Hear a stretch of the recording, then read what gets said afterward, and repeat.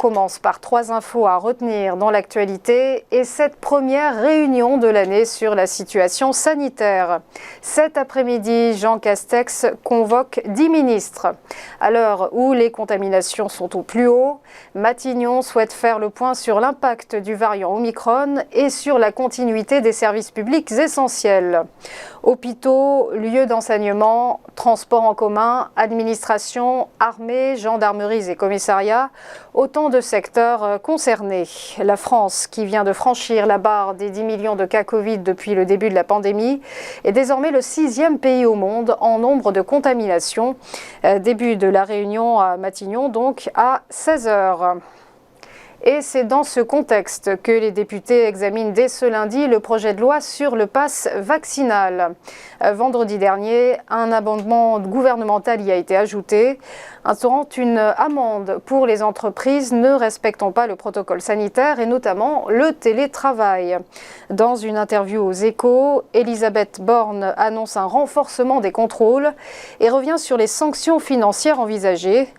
Mise en demeure au premier manquement constaté, puis amende administrative en cas de persistance. Les entreprises récalcitrantes encourent jusqu'à 1 000 € de sanctions par salarié concerné. Selon les Échos, l'amende pourra être appliquée lorsque la situation dangereuse résulte d'un risque d'exposition au coronavirus du fait du non-respect par l'employeur des principes généraux de prévention. Rappelons que le nouveau protocole sanitaire prévoit 3 jours de télétravail minimum par semaine. Enfin, terminons avec la belle histoire de ce nouvel an. Imaginez un peu, vous êtes néophyte en jeu de hasard, vous vous rendez au casino pour la première fois et vous misez la somme de 80 centimes, comme ça, juste pour voir. Et là, jackpot, 209 000 € de gain à la machine à sous. Eh bien, c'est ce qui est arrivé à une chanceuse quadragénaire.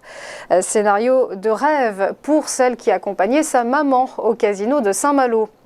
L'établissement Barrière avait déjà fait parler de lui en 2011, après qu'un joueur ait gagné 425 000 € pour une mise de 60 centimes. Ce casino précise que l'heureuse gagnante va désormais réaliser ses rêves et notamment voyager. On passe au point bourse, le rappel de la clôture des marchés financiers vendredi dernier. 31 décembre, légèrement dans le rouge pour le CAC qui a chuté de moins 0,28%. L'indice phare parisien qui a terminé l'année à 7 153 points et ce dans un marché quasiment amorphe. 840 millions d'euros seulement échangés, demi-séance oblige. À Francfort, scénario différent, le DAX a clôturé 2021 dans le vert en grappillant plus 0,21% à 15 884 points.